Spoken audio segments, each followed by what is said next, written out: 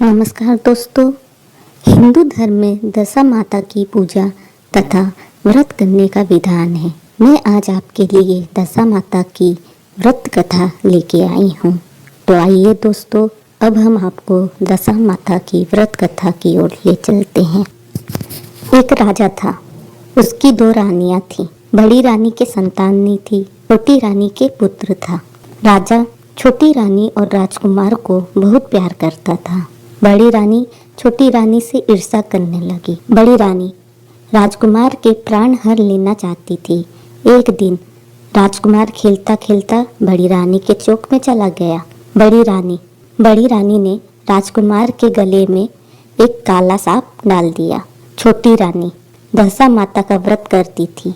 राजकुमार दशा माता का ही दिया हुआ था। दशा माता की कृपा से राजकुमार के गले में सांप बिना नुकसान किए चला गया। दूसरे दिन बड़ी रानी ने लड्डुओं में जहर मिलाकर राजकुमार को खाने के लिए दिए। राजकुमार जैसे ही लड्डू खाने लगा तो दशा माता एक दासी का रूप धारण कर आई और राजकुमार के हाथ से लड्डू छीन लिए।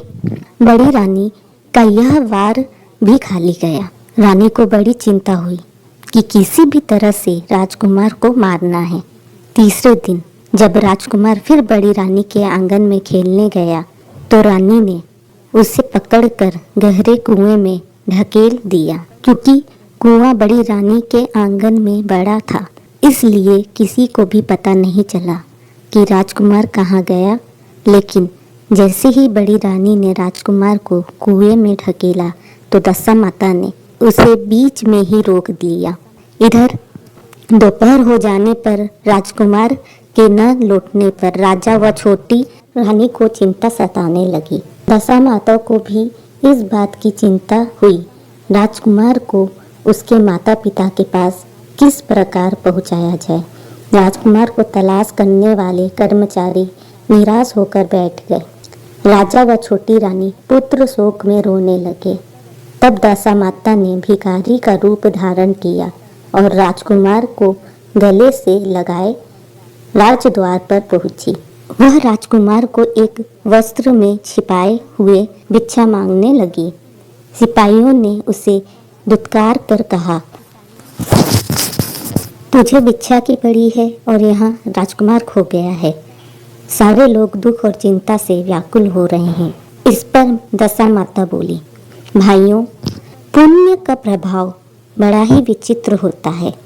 यदि मुझे भिक्षा मिल जाए तो संभव है कि खोया हुआ राजकुमार तुम लोगों को मिल जाएगा। यह कहकर वह देहरी पर पैर रखने लगी। सिपाहियों ने उन्हें आगे बढ़ने से रोका। उसी समय दशा माता ने बालक का पैर वस्त्र से बाहर कर दिया। सिपाहियों ने समझा कि कुंवर उसके हाथों में है, इसलिए उसे अंदर जाने दिया। दशा माता कुंवर को लिए हुए भीतर चली गई। उसने राजकुमार को चौक में छोड़ दिया और वापस चली गई। परंतु रानी ने दशा माता रूपी भिखारिन को देख लिया था। उसने कहा कि खड़ी रहो, और कौन हो तुम? तुमने 3 दिन मेरे बेटे को छिपा कर रखा था। तुमने ऐसा क्यों किया? तुम्हें मेरे इस प्रश्न का उत्तर देना होगा। दशा माता उसी समय ठहर गईं। उन्होंने बताया कि मैं तुम्हारे पुत्र की चोरी करने वाली नहीं हूँ। मैं तो तुम्हारी आराध्या देवी दशा माता हूँ। मैं तुम्हें सचेत करने आई हूँ कि बड़ी रानी तुमसे ईर्ष्या रखती है। वो तुम्हारे पुत्र के प्राण हर लेना चाहती है। एक बार उसने तुम्हारे पुत्र के गले में काला सांप डाला था, जिससे मैंने भगाया। दूसरी बार उसने इसे विष के लड्डू खाने को दिए थे, जिन्हें मैंने उसके हाथ से छीन लिए थे।